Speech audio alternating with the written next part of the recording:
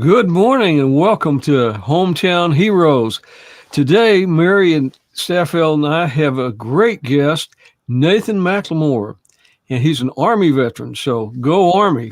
Yes. So, Nathan, welcome to Hometown Heroes. We look forward to learning more about you and a lot of your experiences around the world. So, well, thank you so much for having me, Rick. It means a lot to me. And like I was saying before, thank you to Major Harden for connecting us and making this an opportunity. So thanks for having me so much. And Richard Harden, he may join us in a little bit. So outstanding.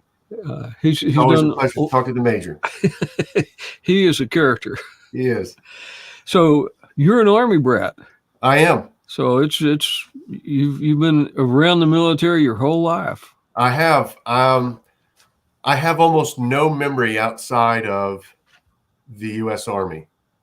My earliest memories were formed when I was a young kid living in Georgia, because my father was stationed at Fort Stewart for a while. He was infantry and airborne and all that. And then, of course, growing up through Fort Bragg, we spent many years in Germany.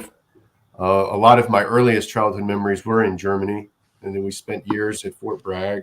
My father worked for, it was back then, it was Special Operations Forces Command. It was SOFCOM. And then we went to Alaska and then Germany again. And I got a chance to see quite a bit. Well, and you're still doing a little traveling. I mean, you're kind of settled in Tennessee. And yeah, I'm trying to get out of that, though. I've traveled all of my life in one way or another, whether it was a suitcase or a rucksack or a duffel bag or whatever. I've had to do a lot of packing and traveling for my work. And this last year or so, I've just decided that while my kids are still relatively young, the last two, I want to spend as much time with them at home as I can before they're completely gone. That's very important. Yeah. We're gonna bring Richard on for just a second. Okay. We'll talk a little bit. And, good morning, Richard. How are you? Good morning, Richard. Hey guys. Hey, this is we've got almost all the branches. We just need a Navy guy now because we've got. No, we don't need any of that. No. Well, in the Navy's defense, my father-in-law had his birthday yesterday. He's a U.S. Navy veteran from Vietnam, and he was on the USS Coral Sea.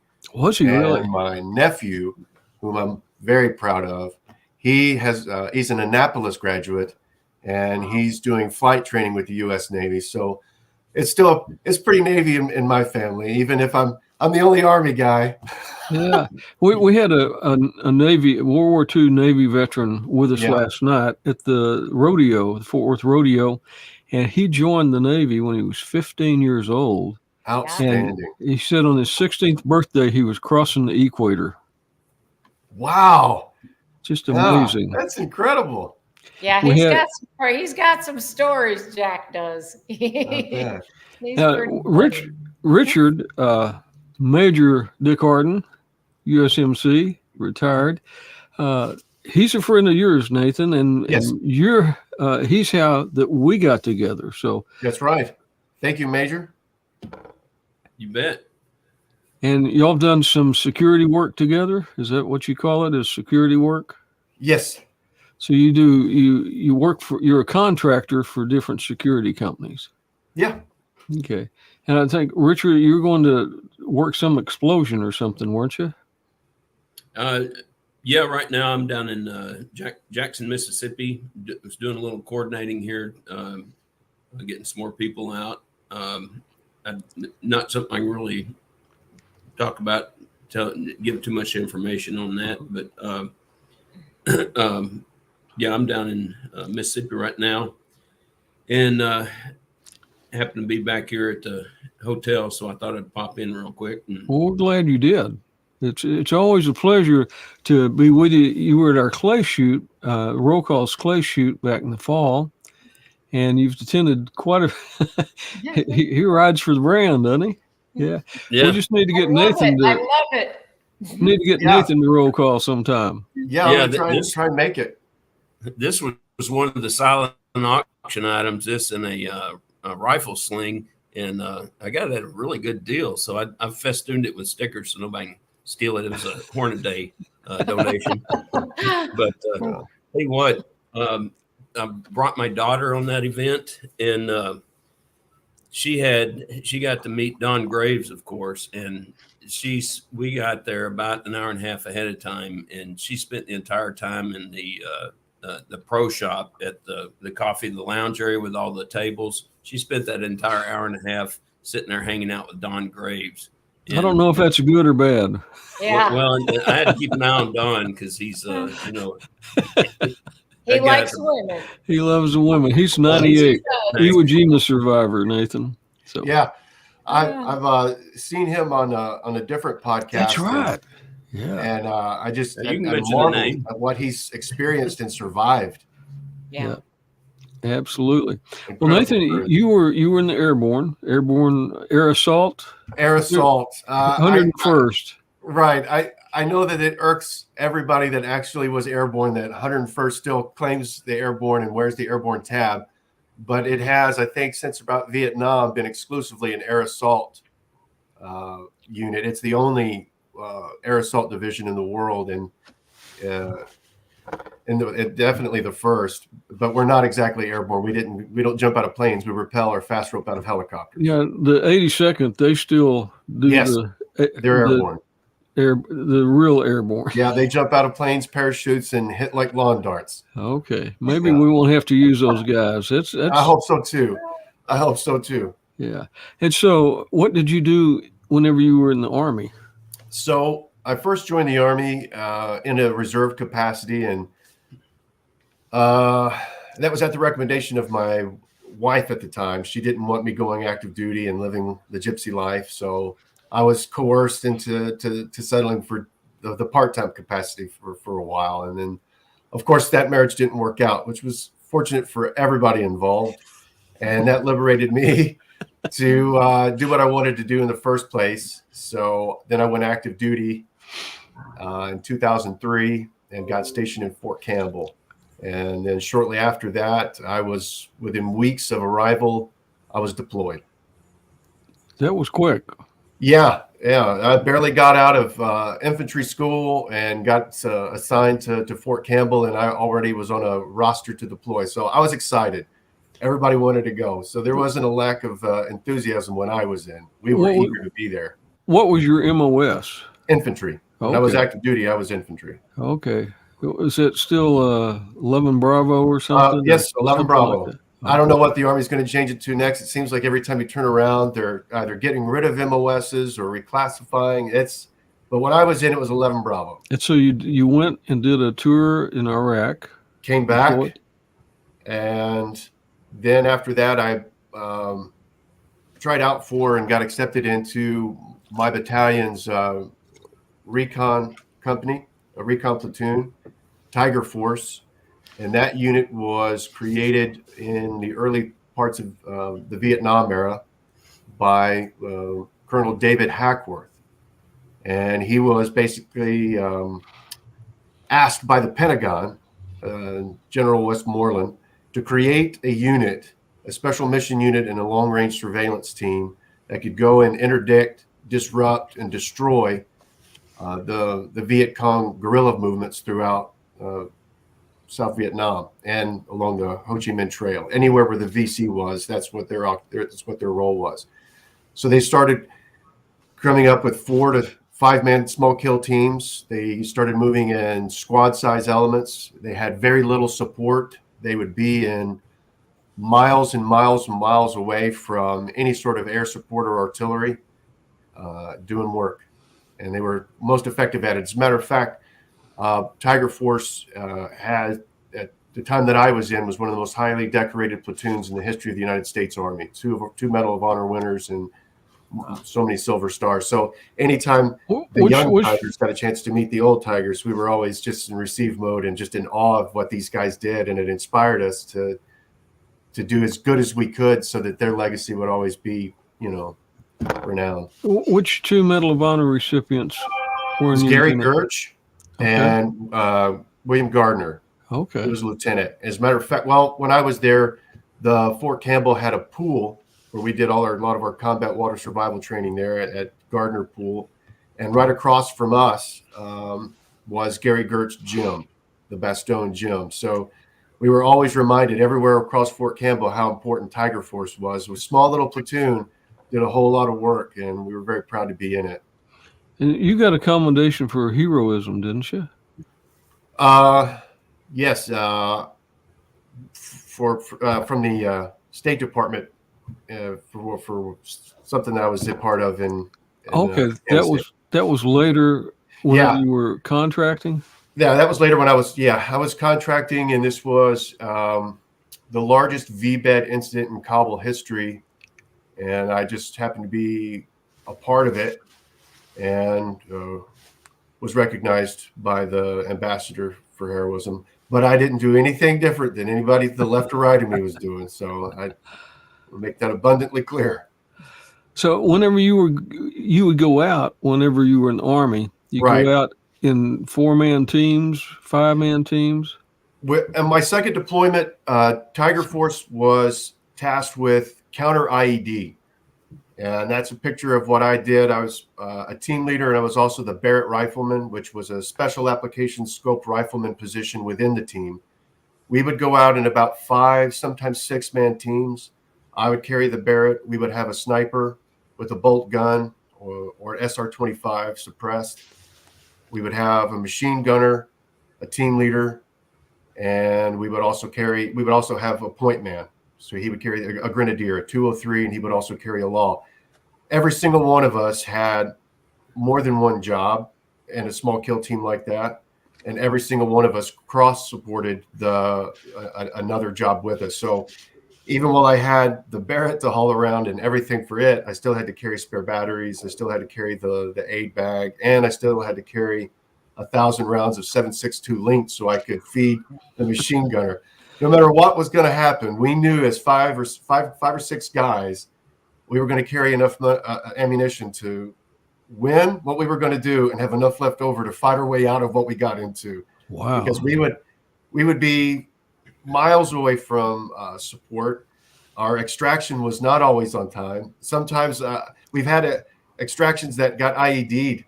So we didn't even get a chance to leave after we'd been compromised or after we'd made an engagement, because our element was destroyed en route. So then we were always very good at finding alternate extraction points in a hurry. So you didn't only just go out to take out some targets, but you went out for reconnaissance too, to give information back to headquarters or whoever to say, hey, the bad guys are here. Right. Specific intelligence would come down and from our S2 section. And depending on if that intelligence had a significant impact at a level that we didn't know about, let's say we're talking about a high value target, if there was a believed to be a specific sniper or foreign agent or some sort of something, or bomb maker or guys of value, then we would get assigned into our platoon Asymmetric Warfare Group advisors and other government agency advisors would embed in our platoon to help craft specifically the target package, and for us to go out there and either confirm or deny whether or not that target or HVT, high value target, showed up on location for engagement. So sometimes would you take out the high value target? Oh, yeah. But that was a little scary sometime, wasn't it? I remember the first time I got to use my Barrett in a situation like that, and so we had gotten inserted the night before by a helicopter, and so we had done a number of false insertions, and the helicopter goes on to deliver a number of other false insertions too, because we were always being followed. So that if they see choppers moving around, the insurgents would start to follow where the chopper got low, wherever it is presumed to make a drop. So we knew that they were always trying to find us as well. So along our route to our location where we were going to make our hide, our LPOP, we took a SEAL stop. It was just stop, look, listen, and smell. So we all just get down to a kneeling position. And I had the Barrett, and 80 or more pounds of stuff in my ruck. And it's just, so my SEAL stop is more of a crouch and a collapse while you're waiting. And then we got shelled. So mortars were coming in all over us. And that was the lightest my loadout had ever been in my life. I didn't even recognize the weight in my rucksack or the Barrett. And we all just started bounding out as if, it was the easiest thing in the world to get away from. And finally, when that volley stopped, we had moved to an alternate LPOP because we knew we'd been compromised. So as we were calling in for extraction, because we'd already been compromised, the mission was blown. It got denied. I believe that was one of the nights when our QRF had impacted an IED en route, and then that became a recovery asset with their injuries. And since none of us had been injured, we decided, okay, we'll just stay out here for the night and we'll pick up a different time for tomorrow. Just have a little camp out, huh? Yeah. And so everybody stays up. Everybody stays really keyed up because you're caught and you know that they're maneuvering around you now. And so we stayed up. And the very next afternoon, we still hadn't gotten confirmation on an extraction. And then that's when 2 cars pull up. And we're about close to 500 meters away from our vantage, what we're looking at. And they start fitting the TTP. So a number of figures come out carrying AKs, and we're looking at them through glass. We're watching them. And then it was time. They started opening up the trunks, and they started moving out the ordnance, and they started putting in the holes. And we were all set up, and we went to work. And then as soon as the sniper makes the shot, and I watched the sniper always called the shot. The very first shot would be his because that was his primary role. We were support. And then after that, I just remember thinking, here we go. And then it was safe to semi, and it was press with the Barrett. And it was the closest thing to a Chuck Norris movie I've ever been in, I suppose. It was pretty cool. I don't feel bad about it. And then our machine gunner tracer fire hit a field in front of us, so that was on fire. We had 203 rounds impacting on them from our Grenadier. We had for a 5-man small kill team, we put out a lot of volume of ammo in a very short period of time. And right after, in our situations, anytime we made engagements, the locals would always come up and disrupt you.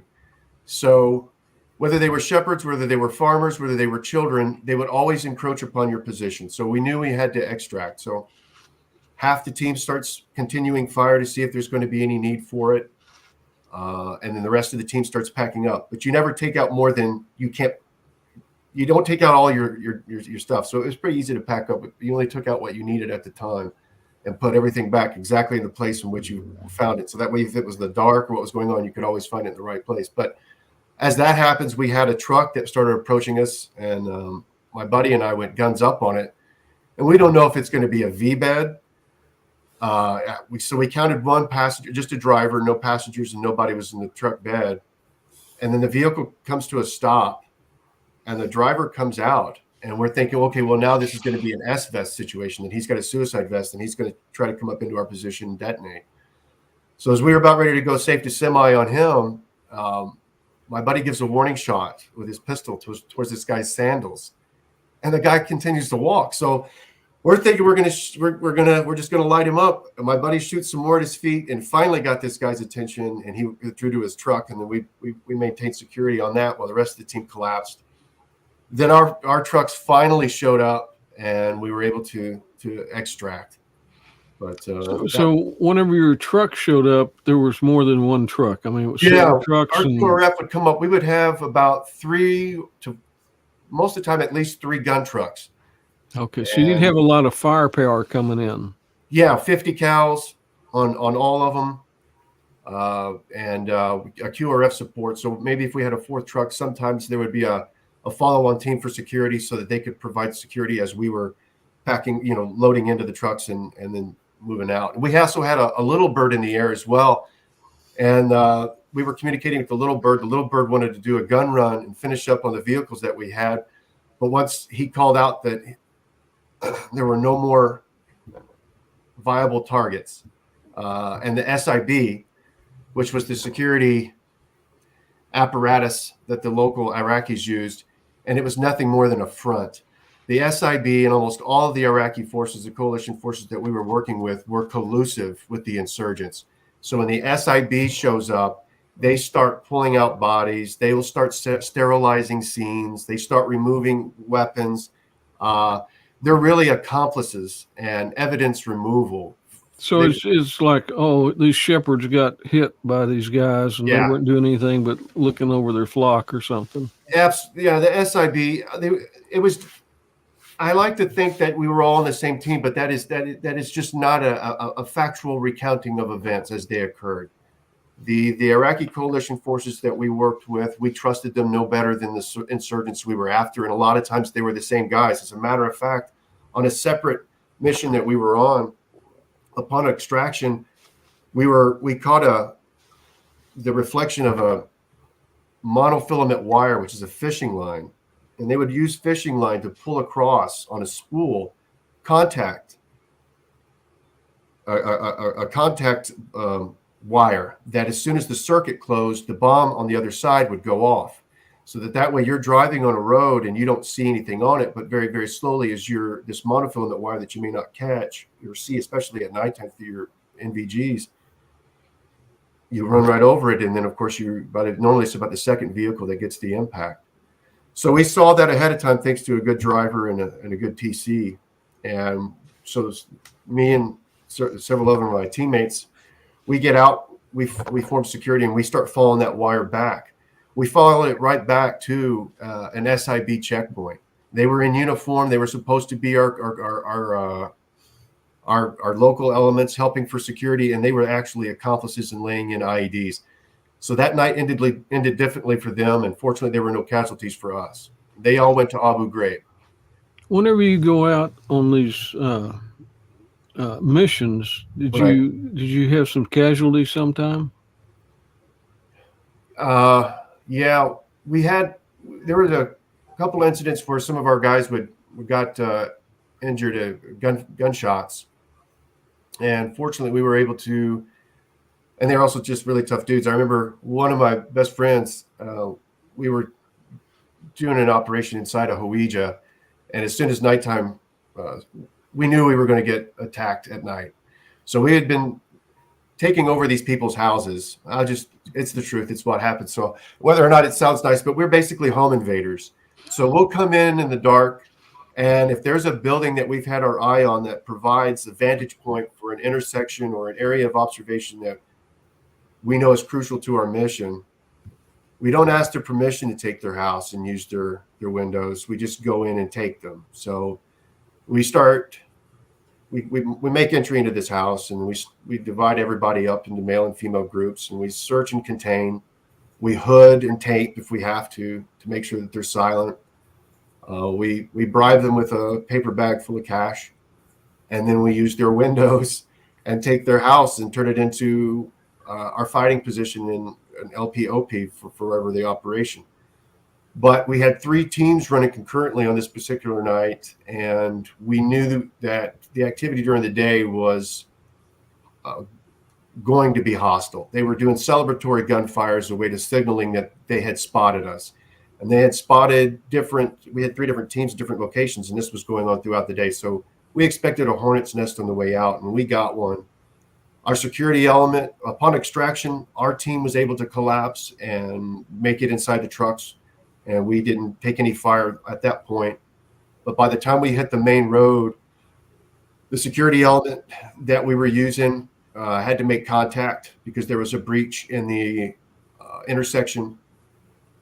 So they opened fire and destroyed a vehicle. While that was going on, one of the other sniper teams that we had on a roof was getting grenades thrown up on top of it. So so insurgents from the bottom were throwing up grenades and then running away, and the grenade, if it didn't make the roof, would land back down in the alley and detonate. And on top of that particular Tiger position was a Barrett, and a very, very good Barrett rifleman. And they regained control of that particular vantage point in short order. While that was going on, another gunfight broke out on the other collapsing team, and they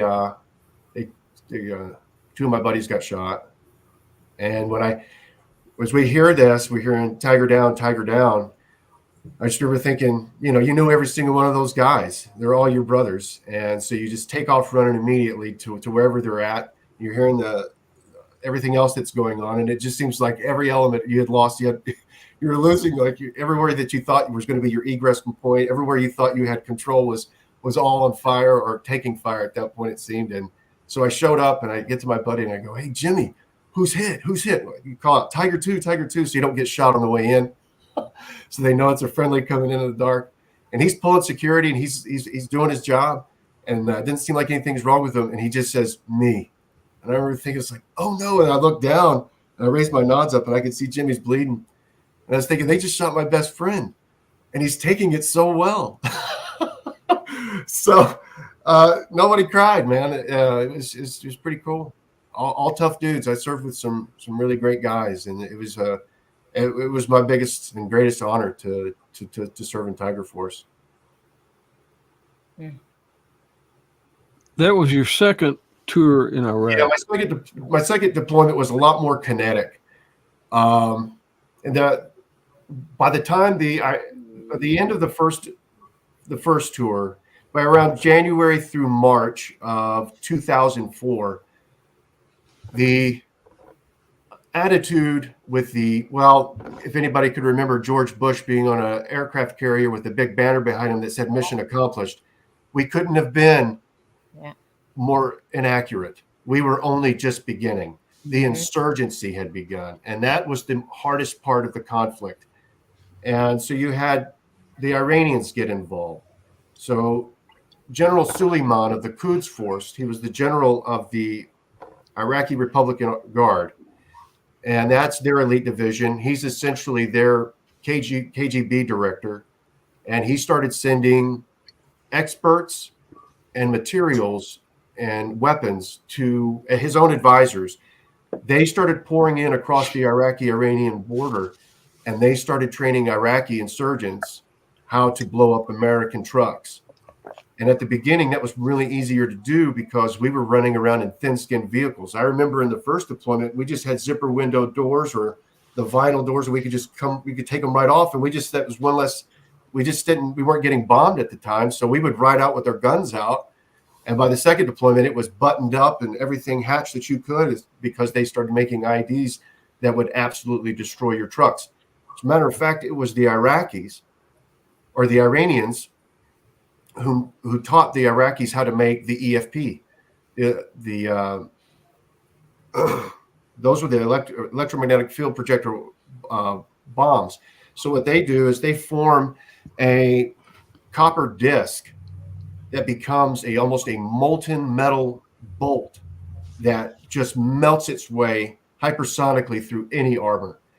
And when the EFP started introducing themselves to coalition forces, that's when coalition forces started, the death toll started really ticking up. So Iran was to blame for that, and Trump was 100% right in finally taking that guy out. And unfortunately, it was just too many years too late. Yeah. Iran is continuing to kill American soldiers today. 2 days ago, we had 3 soldiers die from an Iranian one-way unmanned rocket that I have yet to see a proper rebuttal for.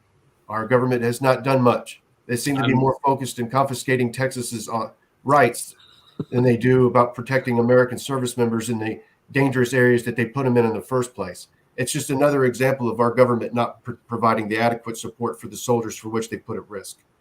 I got some reports through Millinet. Anthony Milovic he's retired intel major from the Marine Corps from, I think, all the way back to Vietnam. And he's got a distribution network that I've been on since the 90s. And I got word through him that whatever killed them was mistaken as a friendly inbound. The Iranians launched that. It's a drone. It's a one-way bomb, and it's a drone, and it tailed one of our friendly drones. So, and our satellite and air defense array didn't detect it because it followed closely under the the tracking of one of our own drones. So it just ghosted that path all the way through, and then it sought its target and was successful, unfortunately. Well, Iran it's not the cavemen everybody thinks we're fighting. No, they are not. And they are very, very capable, and they are very, very determined. And if anyone believes that you can establish peaceful relations with a government, an Islamist Marxist government, who in their charter, which is their version of a constitution, declares the destruction of Israel, the destruction of America, and paints death to Israel and death to America on all of its rockets, you are mistaken. These people have never hid from the fact that they want us all obliterated. And making concessions with them, trying to develop them into a nuclear power, is as reckless an endeavor as any has ever. And the U.S. taxpayers are forced to finance our own destruction by virtue of allowing elected politicians to write policies that empower our enemies and put us in a vulnerable position. It's folly. Mm-hmm. Absolutely. So you, after you did your second tour, then you got out of the military, Right. became an EMT and then a police officer. Yes. And then you started contracting. Right. And this was like security type contracting. And that's how you and Richard met, was through the Years contract. later. Yeah. Years later, I first started working as a contractor in Israel back in 2009 as a security contractor. And I also had I guess in the Marines, they call it a B billet. I was also the team Hebrew interpreter and backup medic. And we were working on a site in Israel. You had lived in Israel for a while, so that's how you became the fluent Hebrew. Before I joined the Army, before I did anything like that, I just followed my father, who worked for a Defense Intelligence Agency, and I followed him over to Israel and fell in love with it. And met a local and stayed, lived on kibbutzes, and I really enjoyed it. I was really out of place. I was really out of place. But I have to say, my experience with Israelis is they were really ingratiating and terrific people, and I look back fondly on my time spent there. And along the way, I got a chance to speak at least a functional level of Hebrew. Okay. And you did that for a while, and then I did that for a while. I got out, or I finished before the military when you were in Israel. Did I do what, Major? It was Israel before the military? Israel was before the military when I lived there as a civilian, and then years later I would go back as a contractor and work in Israel. And our job at that time was securing a footprint on a compound that may or may not have existed. You know how it goes. And my job was to communicate with the host military asset that we were cohabitating the space with, and combine our reactions with theirs and drill together to make sure that everybody was on the same page, regardless of react to contact, indirect, or at all these kinds of things. So it was really good. I enjoyed working with the Israeli military. Was that with on a direct government contract, or were you with like DynCorp? I was with Triple Canopy at that time. Okay. And then after that, you went some other places around the world. Yeah, after that, I got picked up by DynCorp, and I went back to Iraq, Kurdistan, really, in Erbil. And I was working for WIPS, which at the time was Worldwide Protective Service. And our main role was to provide security for the State Department and the U.S. Agency for International Development and Chief of Mission personnel. So as they would need to leave the compound for meetings and engagements and things, we would obviously provide the security to and from, and constant provision of security while in the compound. Is this about the time that Benghazi happened? I was in Kurdistan, when Benghazi happened, and it had a ripple effect throughout almost every embassy assignment in the Middle East. So every single mission was taken off the board. All the roads were considered black because the uprising spurred a wellspring of Islamist violence against the Americans everywhere, and throughout Europe. Even they were so emboldened to topple another American embassy because Obama and Hillary Clinton failed to provide adequate security for the embassy in Benghazi. They prevented the security from arrival. They denied the access for the 173rd Airborne Division. They denied the response by the Marine Expeditionary Unit that was out there to send security forces to make a difference. And they denied the air assets that were being requested by the contractors on ground in Benghazi. So there was a habitual failure on behalf of the elected representatives of our government, from the president to the secretary of state, to adequately provide security for the mission there. And they got a chance to come away from that unscathed, so much so that Hillary Clinton's reputation was intact to run for office. And that's really repugnant. As a matter of fact, Ambassador Stevens was murdered as a result of their lack of security, their lack of response, and their lack of wherewithal. And the security element at Benghazi had been warning the State Department for months about death threats coming in through social media pages, about an increase in hostile activity, about more patrols being spotted outside. They were being cased for months, and they knew it, that something was about to happen, and it did. And I believe it was the RSO that was supposed to provide his number one role is to always be with the ambassador. He left the ambassador to be murdered in the embassy as he escaped in the armored limo to the airport, another city away, so that he could be safe. The State Department is not an impressive organization. Hey, Richard, have you done some contracting work for the State Department like that? Not the State Department. I did some training in the 90s in Saudi Arabia and Kuwait for air defense systems integrator, that they were combining all their like your airport surveillance radar, the Patriot missiles, Hawk units that the Saudis had, that were ones we were giving them from surplus. And it was a system that this company had designed. They hired me to come on board, and I just developed the training package, the operations manuals and everything. Then I had to go out and do the trainer stuff on that. So I did that during the 90s in Saudi Arabia and Kuwait. And then later I went back on active duty as a active duty special work guy. So I did that continuously for years. And eventually went to Albania as a liaison officer for the Partnership for Peace, and was fortunate enough to work for an amazing Army Colonel, Colonel Mark Van Dree, who was a Ranger, and we had a 4-man team up there.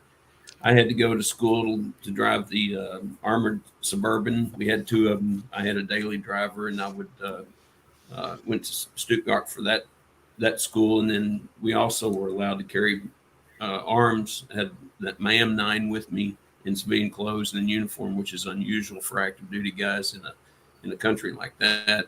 But so we would have the Partnership for Peace. They would send over what they called traveling contact teams to, you couldn't call it training technically, but they'd come over and advise the Albanians because they wanted to get into NATO. And so for a year that I was there, we would see what kind of programs they wanted to get training on. And then the previous team had already coordinated the guys that were coming over. I'd go to the airport, give them their security briefs. I'd pre-brief them before they arrived in country. And then I would drive them around in the armored Suburban and be basically their PSD. Sometimes I'd have one of the other guys go with me. And so I'd drive them around the country. And so I was doing PSD stuff on a daily basis because we'd have 1 to 2 teams every week for the duration of the year. So I've got to do that in an actual. It was a really unique experience for me that most people don't get to do in the military. But afterwards, when I retired in 2005, I went to work for Blackwater, but I worked for Blackwater New Orleans. So I'm like the I've always felt like I'm nearly Blackwater because, I got pulled back in the oil field after Katrina and Rita. And I wished I'd gone to Iraq, but I'm one of those wish.com Blackwater guys. That's the way I put it. Yeah. But when did you and Nathan meet?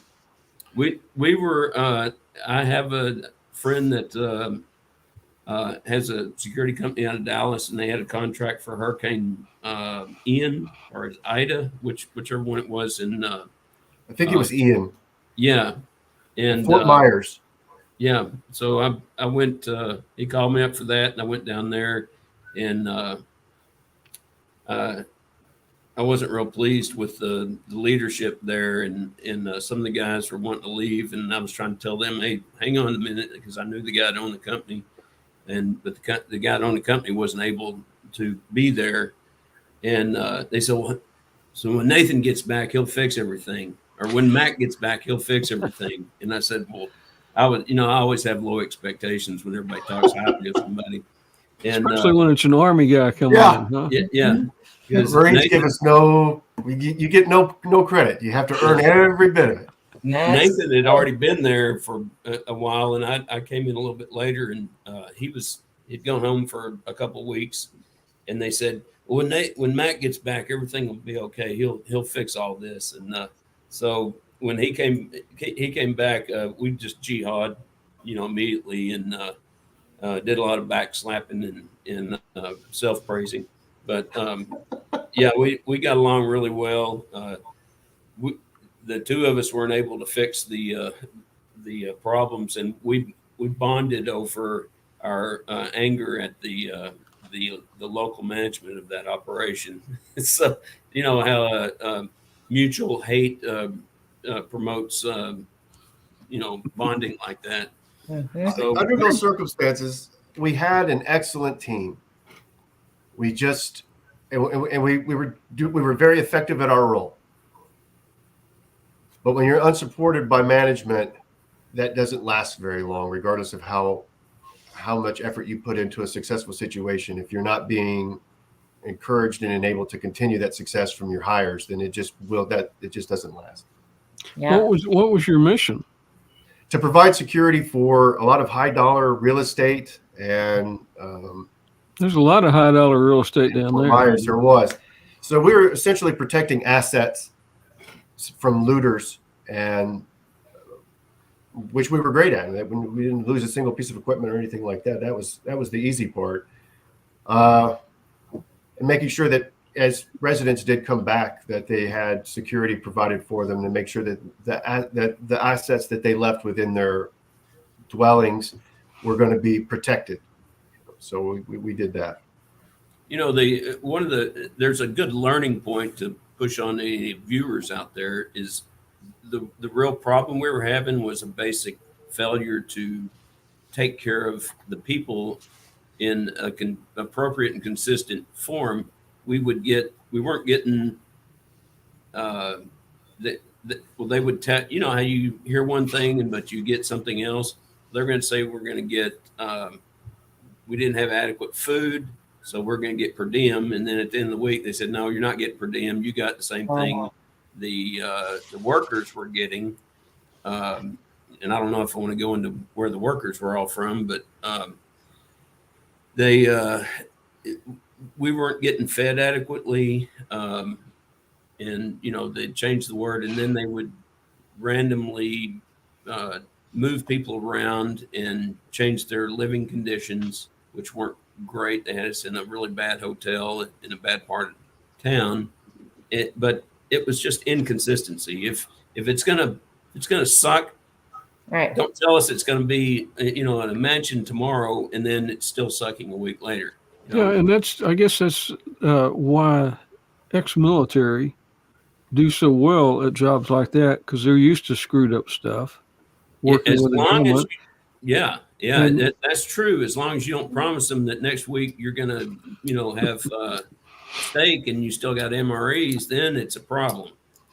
Because Yeah, at least you know you can embrace it. At least you know you can embrace the suck, right? Yes, ma'am. Yeah. Yeah, and there was just a lot of favoritism, and Nathan's a little more.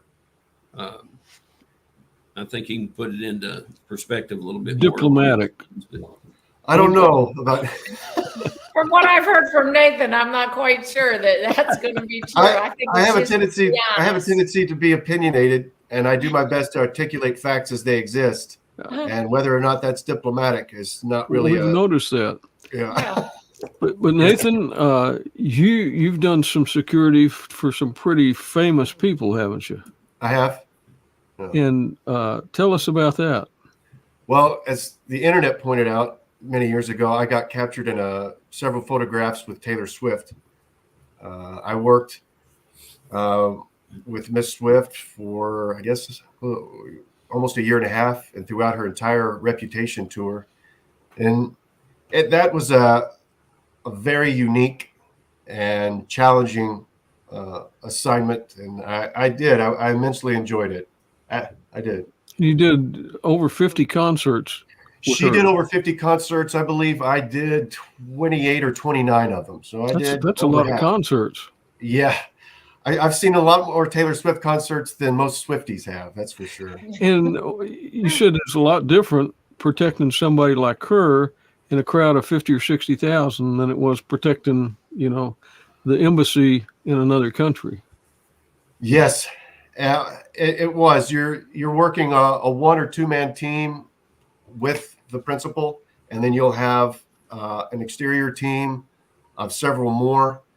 And your job is to make sure that regardless of what happens, regardless of the situation, regardless of how public it is, and regardless of how outnumbered you are, that your principal is 100% safe 100% of that time. That's a big responsibility. It was, but it was a whole other side of protective work. We didn't carry long guns. We didn't have machine guns in our trucks. We didn't have any of those things. So you learn a lot of different other ways to move in plain sight and things like that. But just to always make sure that your client is 100% safe. And you've also written a book. I have. Witch Mother's Orphans. It's available now on Amazon in paperback and also on Kindle.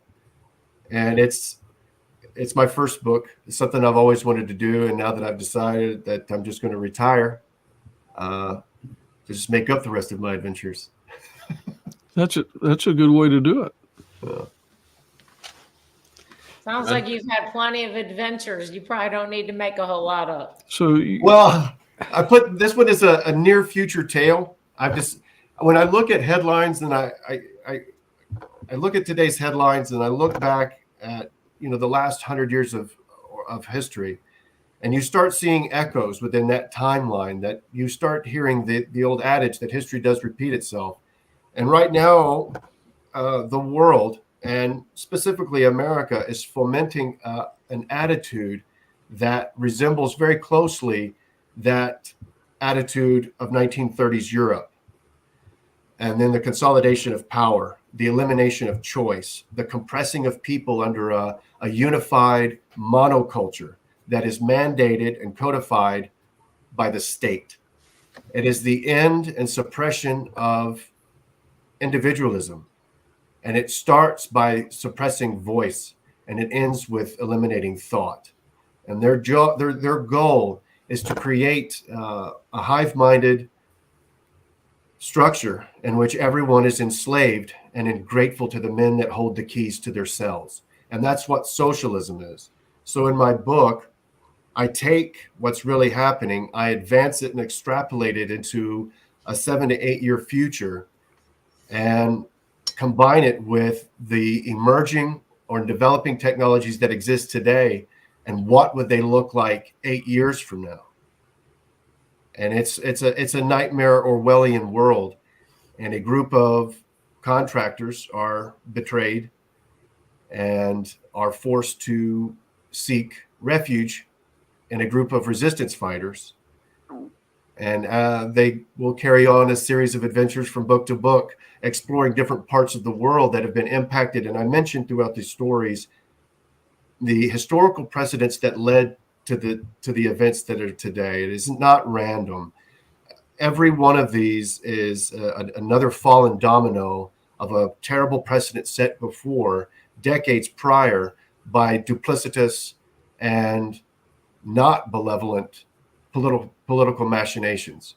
And when you look at how vulnerable Jimmy Carter left the world in his 4 years by formally withdrawing any support from Taiwan, by giving back the Panama Canal, by allowing Russia to invade Afghanistan, by allowing Iran to overrun the embassy there just by using students and loudspeakers, President Carter surrendered, and his department and his Secretary of State at the time surrendered an American footprint and had all 44 hostages were captured for 444 days, or was it 50 or more hostages for 444 days? It was a long time.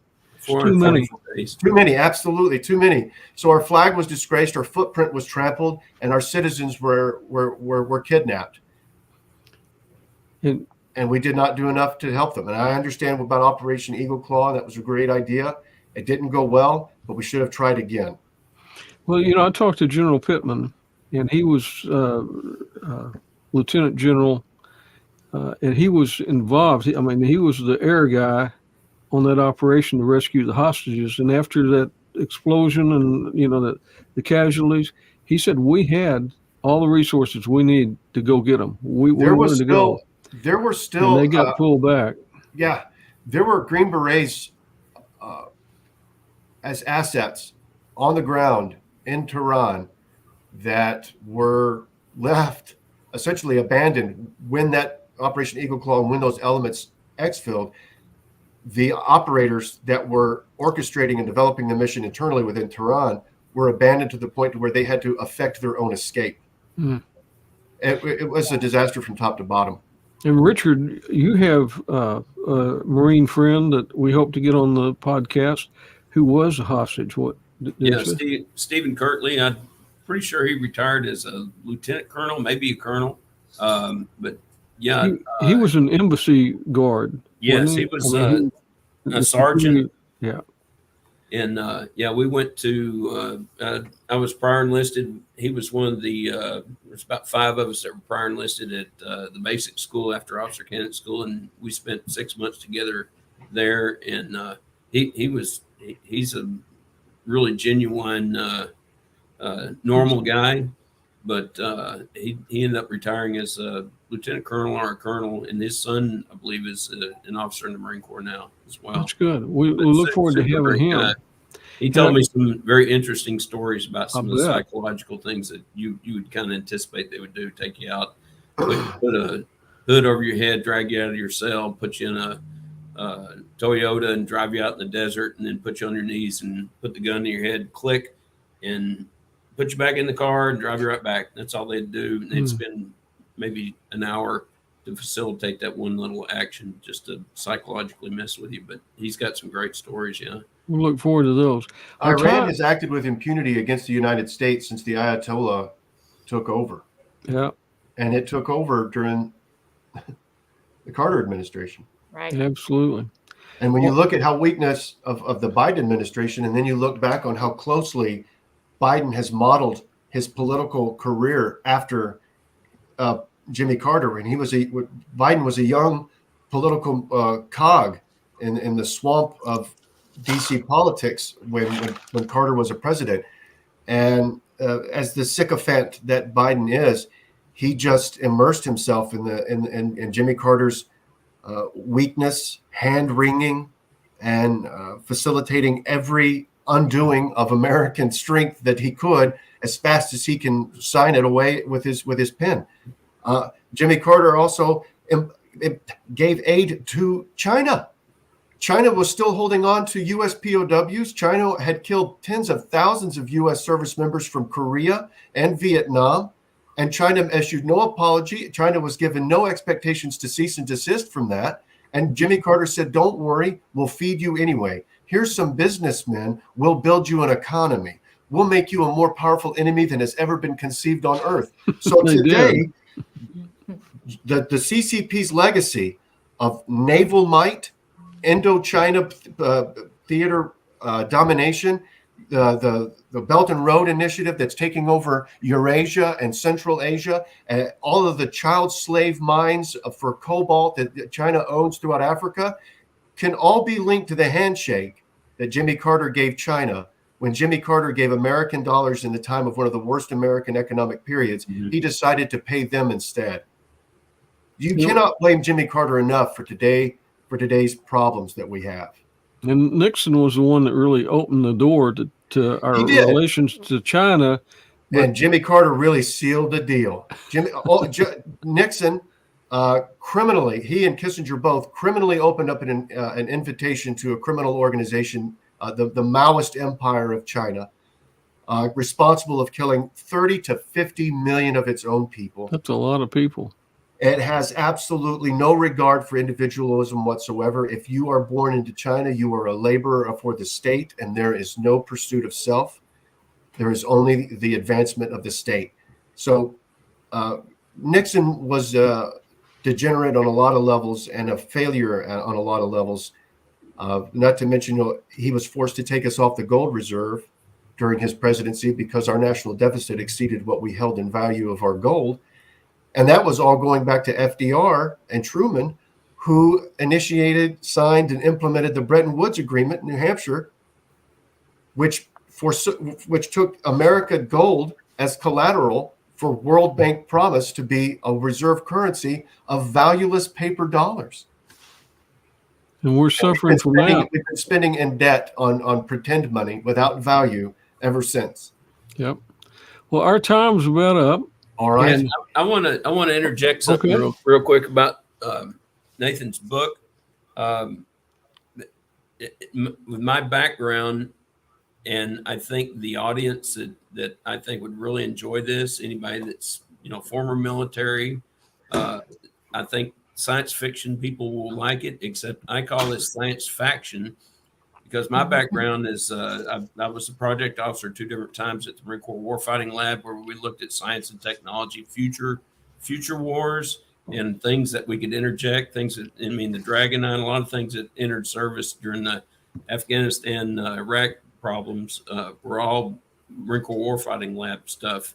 And I worked with General Pittman on my project, incidentally, and so everything that Nathan's book refers to that sounds like science fiction is actual technology that exists today, and even it integrates AI into this tale. And anybody that's done any military work, 0311, 11 Bravo for the Army type of grunt work, contractor work, you'll feel very familiar in this book as it.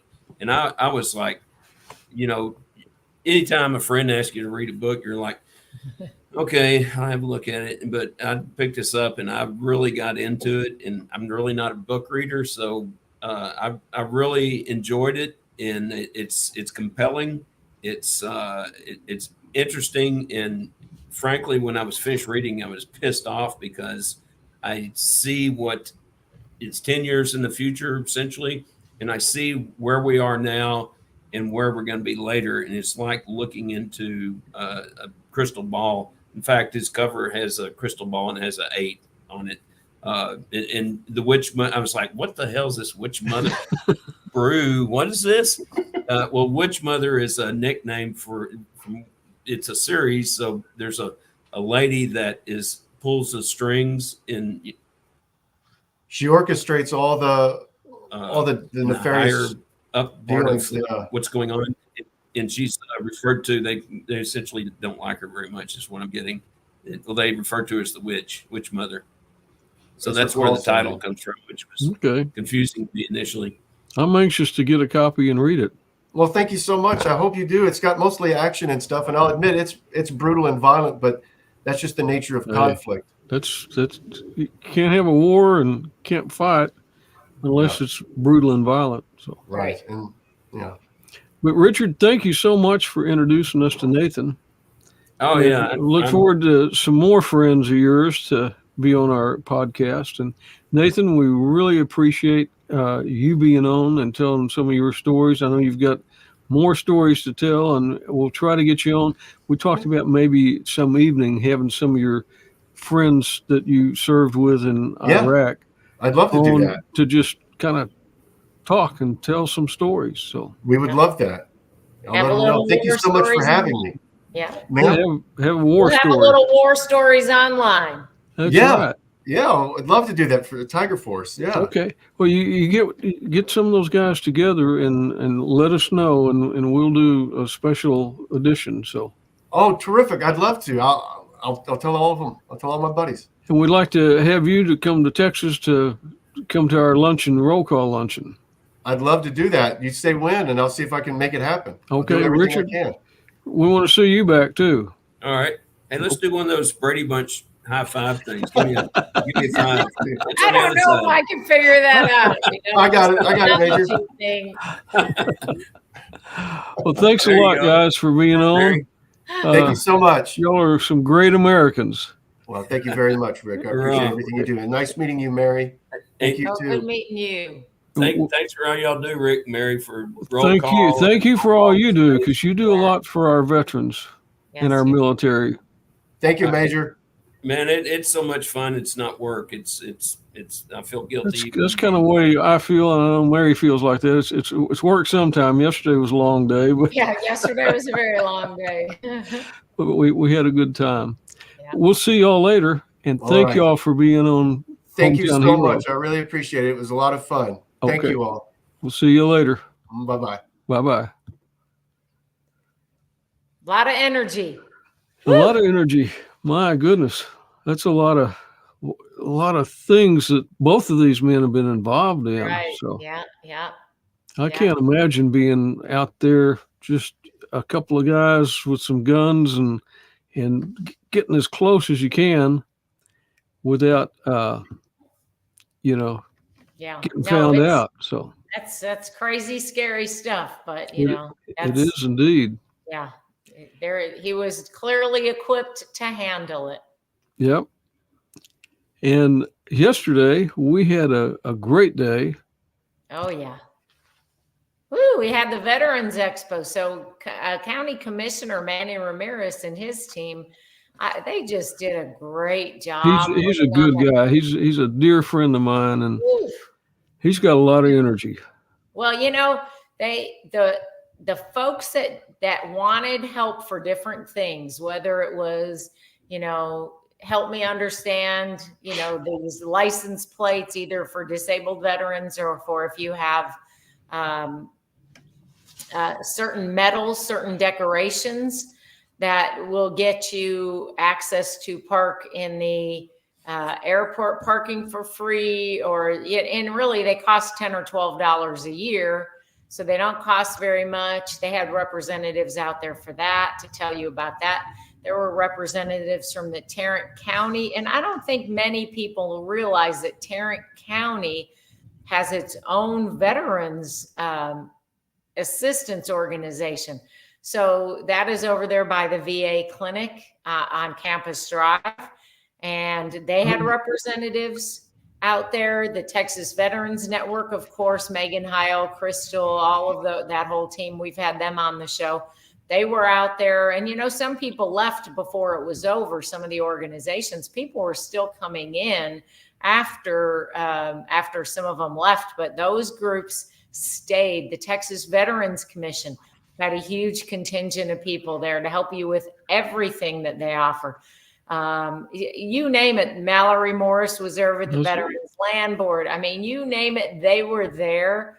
And if you needed anything, the Medal of Honor Museum, you know, Mike Caldwell and Kristen Vandergriff, all of those guys were all out there to make sure that veterans knew things that they may not have known. You know, what are the things that your benefits you have? If you need help with your disability claim, can you see somebody in person? Because, you know, from COVID on, folks weren't able to see anyone That's in person. right. Talked to both of the Texas Veterans Commission and the Tarrant County Veterans Group. And I said, so if our folks, because the vast majority of our roll call folks, you know, you're dealing with people from Vietnam and up, they don't navigate this stuff real well on the telephone. And I mean, and you can't see them. So if you're not, you know, they can't really do the online thing real well either. But so if they're just talking to you on the phone, a lot gets lost in translation. You can't tell if they understand you. You aren't making out what they're saying. There's so many issues with it. And I talked to both of them and they said, yeah, it might take you a little while to get an in-person interview, up to a month, but you can get an in-person interview now. But there was just so many resources, and Daiquiri Devers, who I worked with on getting Don out there. She just did a great job highlighting Don and you know, making him feel like he was special. And it was just really, it was really great. It was like a bunch of family members came together and just started talking about, we need help with PTSD, or we need help with this or that. And there were resources right there you could get help with. And I think that one thing, you know, the veterans coming in, it wasn't just a big crowd, but I think along the day and the evening, Right. that they had a kind of a steady stream. So Yes. hopefully we got the message out and got a lot of information out. So yeah, it was from noon to 6. They plan on doing it again next year. I don't know what the time will end up being. And then of course the rodeo was military night last night, and I'm sure that you'll talk about that. But you know, my daughter and her husband and my 2 grandsons, the 8 and 10-year-old, they were there, and I was sitting beside them, and I had told them that Don was going to sing. And little Colton, the 8-year-old, when Don came out and they introduced him, he yelled super loud, "I know him!" He was just so excited and so proud that he knew Don, and they were just so thrilled to see that presentation and all the stuff that they did for the military. Their father is a veteran also. So my son-in-law is also an Air Force veteran. And you know, the rodeo, I mean, we're in Fort Worth. This is where the West begins. So this is part of our heritage. But the rodeo, it's part of Fort Worth. And it's part, you know, we have the Brumley family that every year they provide tickets to military and veterans. And that was, yesterday was Military Day, like Mary said. But then the rodeo, we had thousands of people, thousands of veterans, because Bo, the new skipper at the base, before he administered the oath of enlistment, he told, you know, he had all the veterans and military stand up. And he said to the new enlistees, these are the people, these are your brotherhood. These are the people that support you, that are there. They've walked the walk. They've been through the basic training and things. So I thought he did a great job. He did a very good job. Impressed.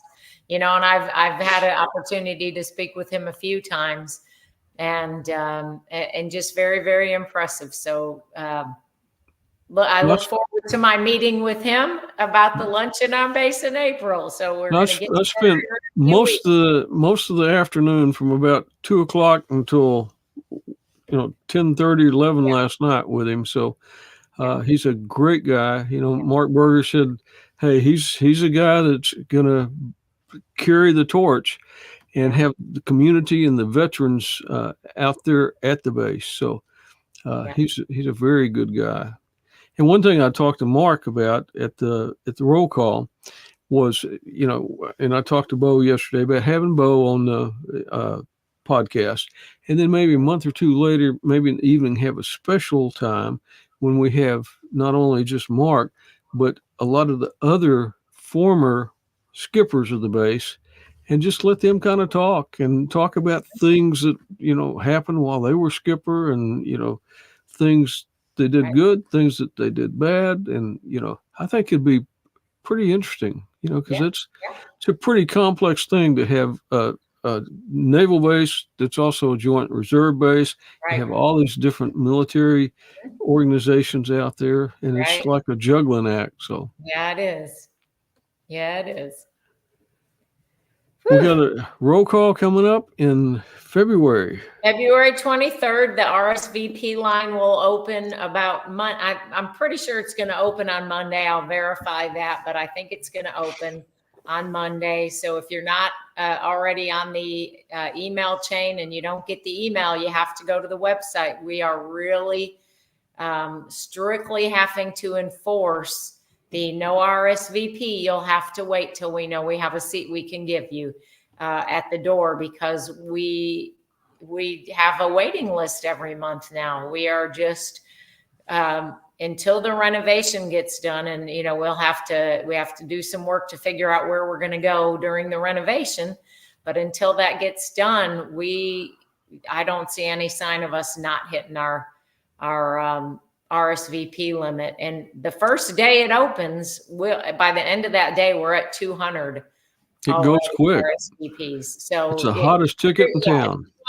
If you want to come to a roll call luncheon, you got to RSVP early. So and for those people that don't know how to get the newsletter, they can go to roll-call.org, and then they can sign up. It doesn't cost anything to sign up, but this just puts your information, your name, address, and email, so the organization can send you a newsletter every month. Yeah. And so if they're not going to come to the luncheon and they just want to know what's going on, then do the newsletter. If you want to come to the luncheon, so we have your service information. There's a little thing underneath the mission statement says join us, complete a new attendee form. And again, like Rick said, costs absolutely nothing for anybody to join, civilian or veteran, military. But what we do ask is that the lunch is free for veterans. We do ask that the non-veterans contribute $10 toward the cost of the meal, which is what it costs us. So, we just, we appreciate it if they can. If they can't, we understand. And we certainly don't want a family member or a friend not coming with a veteran because they can't afford it. So, and who's going to be the speaker in February? February is going to be Don Graves. Okay. We have a lot of folks that have never heard Don's story. And of course, we know that Iwo Jima kicked off in February. So it was a fitting month for Don to tell his story. He felt very motivated for some reason this year to tell his story. So he insisted. And, for as much as Don has done for roll call and continues to do, it was very important to him. So we are going to honor his request, and he is going to be our speaker in February. Very good. That's going to be good. Yep. He's always good. Well, Mary, let's say goodbye and look forward to next week. We're going to have Dwayne Lee. Oh, nice. Yes. Yeah. Yes. So he's a world traveler. He's going to tell us a lot about Normandy. Yes. Can't wait. It'll be good. Yeah. Thank you all for being part of this podcast, the Hometown Heroes podcast. And we are so grateful that you joined us today, and we will see you next week.